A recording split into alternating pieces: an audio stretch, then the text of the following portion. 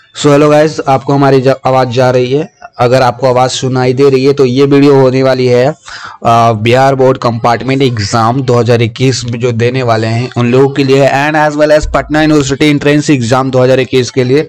जो भी पटना यूनिवर्सिटी में एडमिशन लेना चाहते हैं तो एंट्रेंस एग्ज़ाम तो पास करना पड़ेगा। तो उस लोगों के लिए ये वाला जो है, आपको ये सारी क्वेश्चन काफ़ी ज़्यादा इंपॉर्टेंट है, क्योंकि हम लोग को पता है पटना यूनिवर्सिटी एंट्रेंस एग्ज़ाम में 12th लेवल से ही क्वेश्चन आते हैं। 12th लेवल आपका 11th का क्लास 10th क्लास का क्वेश्चन आता है पटना यूनिवर्सिटी एंट्रेंस एग्जाम में। और अगर आप बीएससी में एडमिशन लेना चाहते हो तो बीएससी के लिए ये वाले जो क्वेश्चन है काफ़ी इंपॉर्टेंट होने वाले हैं, ठीक है। सो चलिए हम इस वीडियो को स्टार्ट करते हैं। अगर आप इसका पीडीएफ लेना चाहते हैं तो आप हमारे टेलीग्राम पे फॉलो करिए। ये देखिए यहाँ पर पीडीएफ मैंने अभी अपलोड करा थोड़ी देर पहले, और यहाँ पर मेरा पीडीएफ अपलोड है, तो डाउनलोड कर लेना। और ऐसा मैं अभी करवा रहा हूँ, कॉपी में लिखना चाहो तो लिख लो या फिर पीडीएफ डाउनलोड कर पढ़ लो, ये आप पे डिपेंड करता है आप क्या करना चाहते हो। सो टेलीग्राम का लिंक आपको डिस्क्रिप्शन में दिया हुआ है, वहां से जाके डाउनलोड कर सकते हो। तो चलिए हम लोग स्टार्ट करते हैं आज का वीडियो। तो ये फिजिक्स का क्वेश्चन है, तो ये फिजिक्स का क्वेश्चन है भौतिक का। तो इसमें आप लोगों को मैं बता दूं, इसका आंसर भी इसी पीडीएफ में मिल जाएगा। जैसे कि आंसर देखना चाहते हो तो इधर नीचे में आंसर आपको मिल जाएगा। देखिए यहाँ पर आंसर है, एक से टोटल 42 क्वेश्चन है, एंड सभी का आंसर है ABCD करके, तो आप लोग देख लीजिएगा। तो इस वीडियो में इंग्लिश मीडियम में है। अगर हिंदी मीडियम वाले बच्चे हैं तो कमेंट करके प्लीज बताइएगा। पहला वीडियो बना रहा हूं, तो हिंदी वाले हैं तो बता देना, ऐसे मैं बनाते रहूंगा इंग्लिश में ही अगर नहीं बताओगे तो। पहला क्वेश्चन है, तो यहाँ पर देखिए the least stable nucleus is, तो ऑप्शन ABCD में कौन हो जाएगा? हीलियम हो जाएगा, कार्बन, ऑक्सीजन या आयरन। तो ABCD में कौन हो जाएगा तो आपको बताना है इसका आंसर। तो इसका सही आंसर हो जाएगा आपका ऑप्शन नंबर C। ओके, आपका ऑप्शन नंबर C आपका यहाँ पर सही आंसर है, तो इसको आपको सही करना है। ऑप्शन नंबर C आपका सही आंसर याद रखना है। द लीस्ट सबसे कम स्टेबल होगा, इसका स्टेबिलिटी सबसे ज्यादा कम होगा किसका? ऑप्शन नंबर C का। तो अब हम लोग आगे बढ़ते हैं। नेक्स्ट क्वेश्चन है the impedance of LR circuit. आपने LCR सर्किट LR सर्किट पढ़ा होगा तो आपको समझ में आया होगा इम्पीडेंस क्या होता है, इसका फॉर्मूला बता दो। तो आपको याद है तो बताने का कोशिश करो, कमेंट करो, या फिर नहीं पता है तो मैं बताता हूँ आप लोगों का आंसर क्या हो जाएगा। तो इसका हो जाएगा, हमेशा से याद रखना, काफी काम देगा। तो इसका आंसर हो जाएगा option number D, √R² + L² × ω²। उसके बाद नेक्स्ट क्वेश्चन है width of the interference fringe is, क्या हो जाएगा? आपने हाइजेंस प्रिंसिपल थ्योरी पढ़ा होगा तो आपको पता होगा, आपने वेव ऑप्टिक्स पढ़ा होगा तो ये क्वेश्चन आप लोग इजीली कर पाओगे। इसका आंसर क्या हो जाएगा? ऑप्शन नंबर इसका A सही आंसर है। आपको नहीं पता था तो इसको याद कर लीजिएगा, ठीक है। ऑप्टिक्स का एक क्वेश्चन था। उसके बाद on increasing the length of the tube of compound microscope, microscope का जो लेंथ बढ़ाएंगे ट्यूब का, माइक्रोस्कोप का ट्यूब का जो लेंथ बढ़ाएंगे, कंपाउंड माइक्रोस्कोप का, सिंपल माइक्रोस्कोप यहाँ पर नहीं है, देख लो। तो मैग्नीफाइंग पावर क्या घटेगा या बढ़ेगा? जब हम लेंथ बढ़ाएंगे क्या मैग्नीफाइंग पावर जो है वो बढ़ेगा या घटेगा? तो आपका आंसर क्या हो जाएगा ये बताइए। चौथा का सही आंसर है जी हाँ, आपने अगर बोला कि बढ़ेगा तो आप सही हैं, एंड आपका तैयारी बहुत अच्छा चल रहा है। और nature of the electromagnetic waves का नेचर कैसा होता है? तो इसका नेचर ट्रांसवर्स होता है, लॉन्गिट्यूडनल होता है, बोथ दोनों होता है, ट्रांसवर्स एंड लॉन्गिट्यूडनल, या मैकेनिकल होता है। तो पांचवा का आंसर क्या हो जाएगा? पांचवा का आंसर हो जाएगा A। ओके, पांचवा का आंसर ये हो जाएगा, ट्रांसवर्स होता है। याद रखिएगा हमेशा, ये आपका सभी एग्जाम में काम देगा, आगे भी काम चलेगा। आपका कॉम्पिटेटिव एग्जाम में भी ये सब क्वेश्चन पूछे जाते हैं। अब हम लोग 6 नंबर के क्वेश्चन को करेंगे। ये देखिए, ये क्वेश्चन आप लोग को काफी ज्यादा कॉमन है, बहुत ज्यादा पूछे जाते हैं। Alpha rays, gamma rays, beta rays. So gamma rays are similar to alpha rays, beta rays, X rays and cathode rays. चारों में से किसके तरह आपको ये गामा रेज दिखता है? बताओ, अल्फा रेज की तरह दिखता है या बीटा रेज की तरह दिखता है या कैथोड रेज या एक्स रेज? तो इसका सही आंसर आप जानते होंगे। अगर जिन्होंने छठा का आंसर D दिया है वो बहुत सही है, यही इसका सही आंसर है, ऑप्शन नंबर D। ओके, अब नेक्स्ट क्वेश्चन है dimension of the charge is 80 हो जाएगा, 80 पावर -1, 80 A-1t और AD²। तो क्या हो जाएगा इसका आंसर? डायमेंशन ऑफ चार्ज पहले चैप्टर में पढ़ना था इलेक्ट्रोस्टैटिक्स में। क्या हो जाएगा इसका आंसर? सेवंथ का हो जाएगा आपका 80 हो जाएगा, a इंटू टी, ठीक है, 80 याद रखना। और यहाँ पर देखिए 1 वोल्ट बराबर कितना होता है, 1 वोल्ट बराबर कितना होता है बताओ, 1 जूल पर coulomb, 1 coulomb per joule, 1 joule हो जाएगा इसका आंसर। आप लोगों को पता है तो बताइए, नहीं पता है तो मैं बताता हूँ। तो जिन लोगों ने एक किया है वो बिल्कुल गलत है, इसका सही आंसर बी हो जाएगा। ओके, इसका सही आंसर बी हो जाएगा और क्लियर होना चाहिए, ठीक है। 1 जूल पर कूलम 1 वोल्ट बराबर। और हॉट वायर एमीटर मेजर्स, जो एक हॉट वायर एमीटर है वो क्या मापता है, क्या नापता है, तो average value of alternating current, root mean, RMS value of alternating current, instantaneous value of alternating current, peak value of I naught of, इसको आई नोट बोलते हैं अल्टरनेटिंग करंट में। तो क्या हो जाएगा इसका आंसर, तो जिन्होंने RMS value, root mean square value बोला है, हॉट वायर एमीटर इसी को मापता है, ठीक है, इसको याद रखिएगा, root mean square value of alternating current. Okay, अब हम लोग आगे बढ़ते हैं 10th number question. Atomic number decreases with the emission of alpha particles from the nucleus. बताइए इसका आंसर क्या हो जाएगा। क्वेश्चन है atomic number decreases with the emission of alpha rays particle from nucleus by, कितना घटता है, 4 घटता है क्या या 3, क्या हो जाएगा इसका आंसर। 10th का बताओ। तो 10 का अगर आपने 4 या 3 बताया तो दोनों के दोनों गलत है, आपका सही आंसर 2 हो जाएगा, 2 घटता है। जैसे जैसे मतलब एटॉमिक नंबर डिक्रीजेस घटेगा, 2 नंबर पीछे चला जाएगा जैसे ही हम लोग अल्फा रेस पार्टिकल का इमिशन करवाएंगे।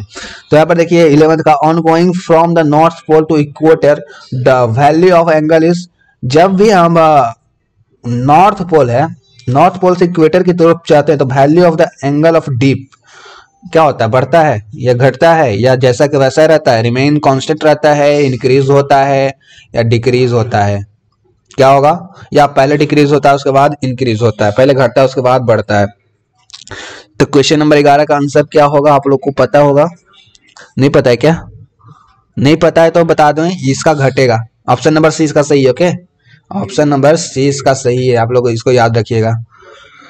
और नेक्स्ट क्वेश्चन हम लोगों का क्या है, 12वां number, the majority carriers of P type semiconductor is electron. P type semiconductor में सबसे ज्यादा क्या होता है, इलेक्ट्रॉन्स होता है, होल्स होता है, फोटॉन्स होता है। सेमीकंडक्टर चैप्टर पढ़ा है तो बता दोगे, प्रोटॉन्स होता है। तो क्या हो जाएगा इसका आंसर। तो अगर आपने सबसे ज्यादा इसमें होल्स होता है, सही है, इसका ये है B number, option number B सही है। तो अगर आपने बी मारा है तो सही है। और आपका अगेन प्रिपरेशन अच्छा चल रहा है, आपने बहुत कुछ पढ़ रखा है ऑलरेडी। अब यहाँ से हम लोग कहाँ तक करेंगे, 25 नंबर करेंगे, बाकी आगे का कल करेंगे। 25 क्वेश्चन आज ही करेंगे, ठीक है।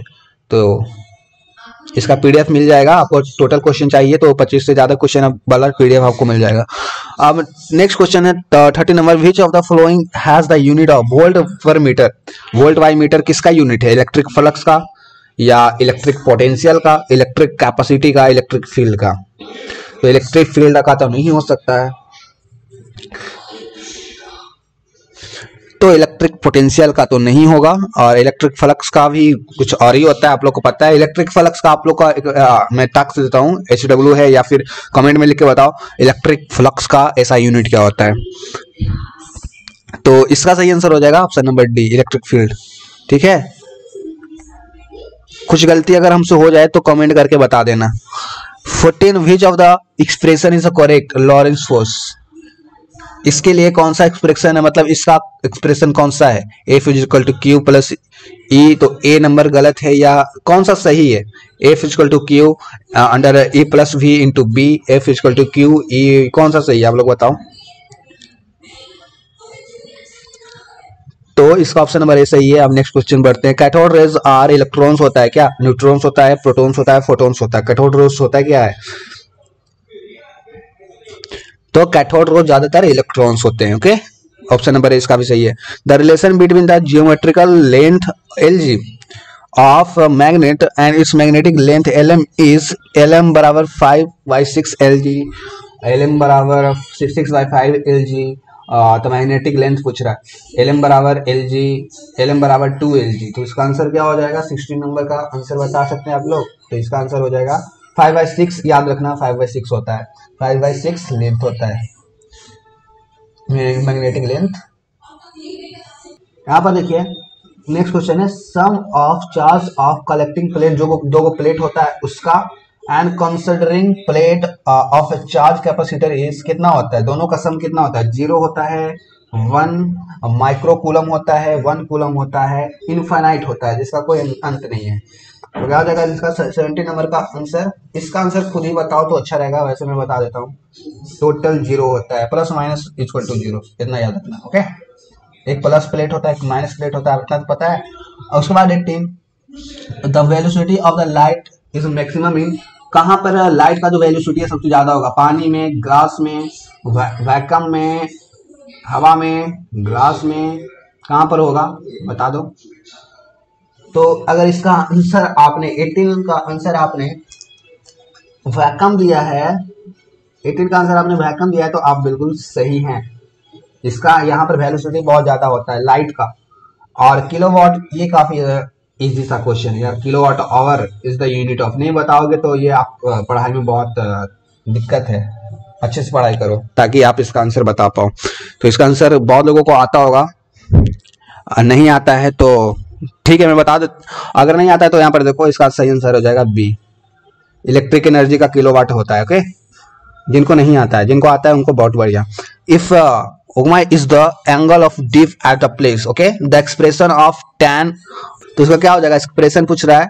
तो 20 का सही आंसर है, इसको याद रखना है, बहुत इंपॉर्टेंट क्वेश्चन है। इसका आंसर है आपका यही वाला है, पहला ए हो जाएगा इसका आंसर। ओके, याद रखना है। उसके बाद देखिए इसका refractive index of diamond is about, कितना होता है डायमंड का, 1, 1.5, 2.42, 4.14। तो इसका सही आंसर हो जाएगा 21 नंबर का सही आंसर आप लोगों को हो जाएगा ऑप्शन नंबर सी, 2.42। ठीक है, 2.42। Iron is paramagnetic, diamagnetic, ferromagnetic, non magnetic. 22 का आंसर क्या हो जाएगा, 22 का आंसर बताओ। तो 22 का आंसर बिल्कुल, अगर आपने फेरोमैग्नेटिक बोला है, आयरन का Fe होता है, उससे याद रखना Fe, ये Fe इसका पहला दो, तो फेरोमैग्नेटिक होता है आयरन। ओके, और उसके बाद 3 क्वेश्चन है, the resistance of ammeter is small, large, very small, very large. क्या हो जाएगा इसका आंसर, 23 का आंसर होगा जाएगा आप लोगों का, बहुत ही ज्यादा छोटा होता है रेजिस्टेंस। और द सिंबल, ये बताओ, ये काफी मस्त सा क्वेश्चन है और काफी इजी सा क्वेश्चन है। द सिंबल किसका है, और गेट का है, नॉर गेट का है, नंद गेट का है और एंड गेट का है। तो जिसने भी पढ़ा सेमीकंडक्टर वो बता देगा जी, नंद गेट का नहीं है, एंड गेट का है। ओके, जिन्होंने नंद बोला वो गलत है। और last question, dimension of Planck's constant, ml square t -1, ml square t power -2, ml t power, ये काफी कॉम्प्लिकेटेड सा क्वेश्चन है, मुझे भी याद नहीं हुआ करता था और इसके बारे में मुझे रटना पड़ता था। तो आप भी रट सकते हो, मुझे तो याद नहीं हुआ कभी, आपका भी देख लेना। तो इसका सही आंसर हो जाएगा 25 का ए आपका सही हो जाएगा। ओके, इसको याद रखना, 25 का ए नंबर आपका सही हो जाएगा। तो ये ज्यादातर पहले जो 2-3 चैप्टर है उससे क्वेश्चन है, पहले चैप्टर से ज्यादातर क्वेश्चन इसमें है और कुछ क्वेश्चन अल्टरनेटिव करंट से भी है। तो और भी क्वेश्चन आएगा, तो इसके लिए चैनल को सब्सक्राइब करें एंड वीडियो को शेयर करें अपने दोस्तों में, जो भी कंपार्टमेंट एग्जाम देने वाले हैं या पटना यूनिवर्सिटी का एंट्रेंस एग्जाम देने वाले हैं, सभी को शेयर करो यार। मिलते हैं अगले वीडियो में। Thank you for watching my video. Subscribe कर दे इस चैनल को ऐसे वीडियो पाते रहने के लिए।